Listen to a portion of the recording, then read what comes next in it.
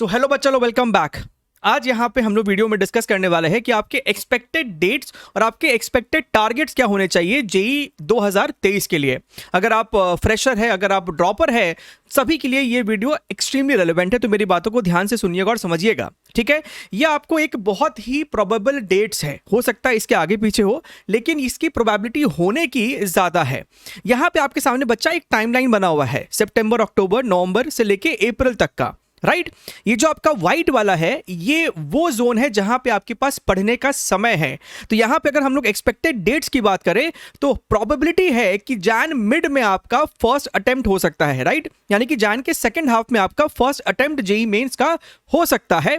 उसके बाद ये जो आपका रेड जोन है, इसको मैंने ब्लॉक कर दिया है फिलहाल के लिए सीबीएसई बोर्ड्स के लिए। 15 फेब से आपका ऑफिशियल टेंटेटिव डेट्स है सीबीएसई बोर्ड्स का, राइट। तो उसके लिए फेब और मार्च दोनों को ही मैंने फिलहाल के लिए यहां पे ब्लॉक कर दिया है, ठीक है। और उसके बाद अप्रैल के सेकंड हाफ में मान सकते हैं कि आपका सेकंड अटेम्प्ट हो सकता है, ठीक है। और इसके अलावा आपका जो जेईई एडवांस हो सकता है 2023 का, that could be probably in the month of June, right. क्या तो मई एंड या फिर जून फर्स्ट वीक के आसपास आपका एग्जामिनेशन हो सकता है। क्लियर है। तो ये तो हो गया आपका टेंटेटिव डेट्स, राइट। अब यहां पे हमें देखना है कि हमारी प्लानिंग किस तरीके की होनी चाहिए।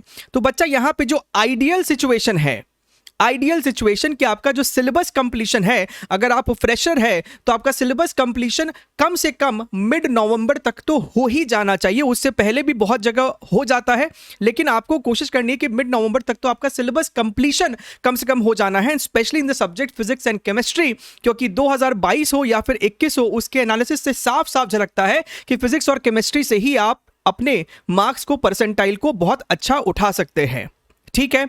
चलिए, उसके बाद क्या है, उसके बाद मिड नवंबर से लेके दिसंबर मिड तक आपको रिवीजन करना है 11th का। These are highly ideal situations. इसमें आपका प्लस माइनस कुछ कुछ हो सकता है, लेकिन आपको इसी के हिसाब से अपनी प्लानिंग जरूर से करनी चाहिए।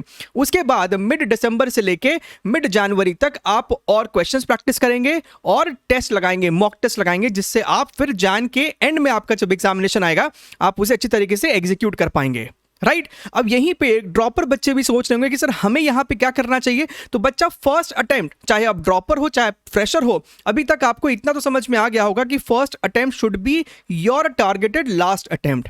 क्योंकि फर्स्ट अटेम्प्ट में आप जितना अच्छा परफॉर्म कर सकते हो, फर्स्ट अटेम्प्ट में आप कम स्कोर में हाई परसेंटाइल स्कोर कर सकते हो, वो आप सेकंड अटेम्प्ट में नहीं कर पाओगे। तो इसीलिए आप ड्रॉपर हो, फ्रेशर हो, आपका टारगेट जेईई मेंस में फर्स्ट अटेम्प्ट होना चाहिए। और उसके बाद आपके पास फिर कम से कम 120 to 130 डेज का गैप बच जाता है जेईई एडवांस के प्रिपरेशन के लिए। तो आप अच्छा एडवांस भी कर पाओगे, ठीक है। तो अगर आप ड्रॉपर भी हो तब भी आपका टारगेट होना चाहिए कि इवन आपका जो वीक टॉपिक्स है आप उसे इस 2 से 3 महीने में कवर करके खत्म कर ले। उसके बाद आप भी जो है दिसंबर में और क्वेश्चंस लगाए और मॉक टेस्ट दे और जनवरी में अपने जेईई मेंस 2023 को अच्छे से फोड़ के उसके बाद एडवांस के प्रिपरेशन में कंप्लीटली लग जाए। So that should be your expected dates and targets. और आप कमेंट में लिख के बताएंगे कि आपका सिलेबस अभी कहां पे है, आपका टारगेट सिलेबस कंप्लीशन डेट्स क्या क्या है। चलिए, take care, wish you best of luck and जरूर से हमारा एंड्रॉइड एप्लीकेशन को इंस्टॉल करके रखें।